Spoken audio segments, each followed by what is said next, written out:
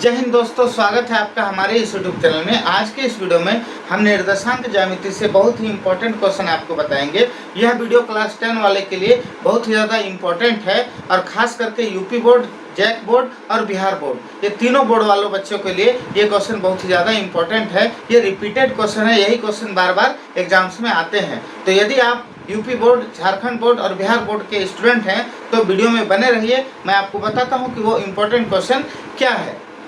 तो आइए दोस्तों देखते हैं कि क्वेश्चन क्या है। क्वेश्चन ये एक्सरसाइज 7.1 से है और बहुत ही इंपॉर्टेंट क्वेश्चन है। क्वेश्चन है कि निर्धारित करें कि क्या बिंदु 1, 5, 2, 3 तथा -2, -11 संरेखी है। अब मैं आपको बताता हूँ कि संरेखी का मतलब क्या होता है। चलिए मान लेते हैं कि एक हमने रेखा खींच लिया, ठीक है। रेखा का नाम है ए बी और कोई बिंदु है यहाँ पे सी मान लेते हैं, ठीक है।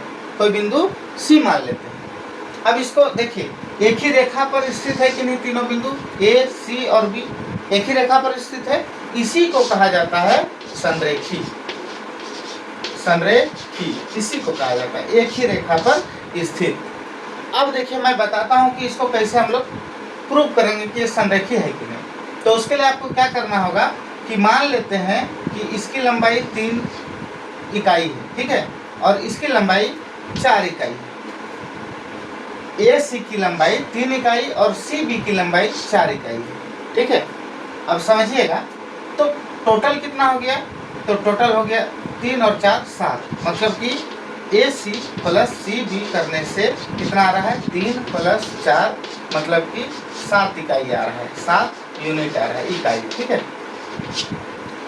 अब यहाँ पर समझिए कि यदि ए बी यहाँ से लेकर के यहाँ तक की दूरी 7 है, मतलब कि हम लोग कह सकते हैं कि यदि A C plus C B equals to A B है ना, मतलब कि ये भी 7 और ये भी 7 टोटल, तब समझेंगे कि ये संरेखी है, ठीक है। तब हम समझेंगे कि ये संरेखी है। बस यही चीज़ हम लोगों को यहाँ पे कर देना है। इसके बाद हम लोग समझ जाएंगे कि वो संरेखी है या नहीं। तो आइए दोस्तों, मैंने आपको संरेखी का मतलब समझाया। अब हम लोग देखते हैं, इस क्वेश्चन को सॉल्व करते हैं और पता करते हैं कि ये तीनों बिंदु संरेखी है कि नहीं। तो हम लोग मान लेते हैं कि मान लिए कि एक रेखाखंड है ए और यहाँ पे बी है और यहाँ पे सी है। इसका निर्देशांक ये वाला 1 और 5 है, इसका ये वाला 2, 3 है और बिंदु सी का निर्देशांक है -2, -11, ठीक है। अब हम लोग जो मैंने आपको पहले बताया था उस चीज़ को यहाँ पे इनपुट करके देखते हैं कि क्या होता है। हम लोगों को डिस्टेंस फार्मूला, दूरी सूत्र पता है, तो ए बी का वैल्यू आराम से निकाल सकते हैं। हम क्या बोले थे?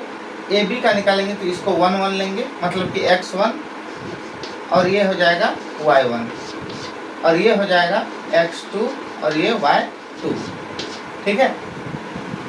तो कितना आएगा? 1 - 2, 1 - 2 का होल स्क्वायर, फिर 5 - ये वाला 3, 5 - 3 का होल स्क्वायर। जब हम लोग इसको सॉल्व करते हैं तो हम लोग पाते हैं 1 में से 2 को घटाएंगे तो -1 मिलेगा और 5 में से 2 को घटाएंगे तो 3 को घटाएंगे तो 2 मिलेगा। मतलब कि यहाँ पर आया 1 का स्क्वायर 1 और 2 का 4, मतलब कि √5 आ रहा है, 5 यूनिट आया, ठीक है। इकाई कितना आया? √5 यूनिट आया ए बी का लंबाई। अब हम लोग बी सी का निकाल लेते हैं, ठीक है। तो बी सी का क्या आ जाएगा? देखिए थोड़ा सा, बी सी के लिए ना ये वाला हो जाएगा 1, 1 और ये वाला हो जाएगा x2, y2। इस चीज़ को याद रखिएगा। बी सी के लिए हम लोग बी पहले बोल रहे हैं तो बी वाले को 1 लेंगे, सी बाद में बोल रहे हैं सी वाले को 2 लेंगे। तो कितना हो जाएगा?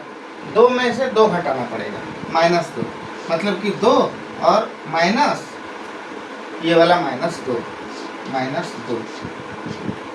इसका होल स्क्वायर और फिर 3 में से -11 को घटाना पड़ेगा, तो 3 - 11 और होल स्क्वायर। इसको थोड़ा बढ़ा देते हैं हम लोग इसी लाइन में। तो क्या हो जाएगा? यहाँ पे 2 है minus minus plus 2 square plus यहाँ पे 3 है और माइनस माइनस प्लस 11 का होल स्क्वायर। और एक लाइन बढ़ जाते हैं, हम लोग पाते हैं 2 + 2 4 हो जाता है, 2 2 4 और 11 और 3 14 हो जा रहा है। ठीक है, यहाँ तक कोई दिक्कत नहीं होनी चाहिए। अब यहाँ देखिए 4 का स्क्वायर होता है 4 का 16 होता है और 14 का स्क्वायर होता है 196। मतलब जब हम लोग इसको जोड़ेंगे तो 6 6 12, 1 बचा, 9 और 1 10 और 1 11 और 1 2। जब इसका हम लोग अभाज्य गुणनखंड निकालते हैं 212 का, ठीक है, तो 212 का जब अभाज्य गुणनखंड निकालेंगे हम लोग तो कितना आएगा, 2 एकम 2, 2 छठ 12, 2 53 बार में आएगा। मतलब कि देखिए ये दोनों एक पेयर आ गया, लिख सकते हैं इसको 2 गुना 53। मतलब कि एक जोड़ा में से एक निकल गया, एक पेयर में 53 रह गया अंदर में। क्यों रहा? क्योंकि उसका पेयर नहीं मिला।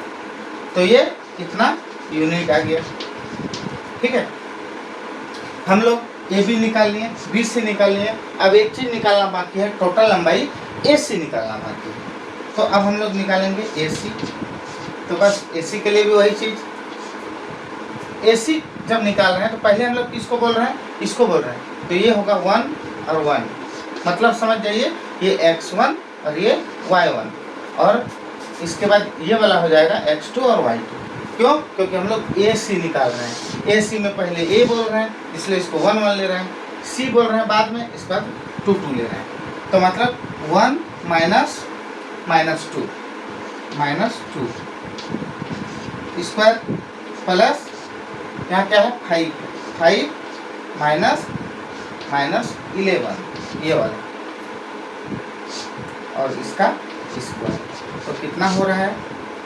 तो देखो 1 माइनस माइनस प्लस हो जा रहा है 2 का होल स्क्वायर और यहाँ 5 माइनस माइनस प्लस 11 का होल स्क्वायर। और एक लाइन आगे चले जाते हैं हम लोग तो पता चलता है 1 और 2 3 होता है और 5 और 11 16। ठीक है, तो कितना निकल गया? 3 का स्क्वायर 9, 16 का 256, जोड़ते हैं तो 265 आता है। ठीक है, 265 आता है। अब 265 का जब हम लोग अभाज्य गुणनखंड निकालते हैं तो देखिए 265 का अभाज्य गुणनखंड निकाल रहे हैं तो कितना आ जाएगा? 5 से 5 बार में 25, 3 बार में 15। अब ये जो 53 है ये एक प्राइम नंबर है, अभाज्य संख्या है, तो वो तो किसी से टूटेगा नहीं, मतलब इसका पेयर नहीं आ रहा है, तो इतना ही यूनिट हो गया। अब आपको ये समझना है कि यदि हम चूंकि A B plus B C कर रहे हैं तो यहाँ देखिए ए बी है √5, बी सी है 2√15 और ए सी का मान है √265। मतलब कि ये तीनों अलग अलग है, यदि हम इसको और इसको जोड़ेंगे तो ये कभी नहीं आ रहा है। ठीक है, मतलब ये दोनों को जोड़ने से ये आना चाहिए तब जा करके ये संरेखी होगा, नहीं आ रहा है। मतलब कि हम लोग बोल सकते हैं कि ए बी जोड़ B C is not equal to A C, है ना, is not equal to A C. इसलिए हम लोग क्या लिखेंगे, ये संरेखी नहीं है, संरेखी नहीं है। ठीक है, तो दोस्तों आशा है कि आपको समझ में आया होगा। यदि आपको समझ में आया तो भी ठीक, और यदि समझ में नहीं आया तो आप हमको कमेंट में ज़रूर लिखिए कि सर हमको समझ में नहीं आया, ताकि मैं आपको फिर से समझा सकूं। और कौन सा स्टेप आपको समझ में नहीं आया ये भी अवश्य कमेंट करें, और इस वीडियो को ज़्यादा से ज़्यादा शेयर करें, उन बच्चों तक शेयर करें जो इनसे लाभान्वित हो सके। धन्यवाद।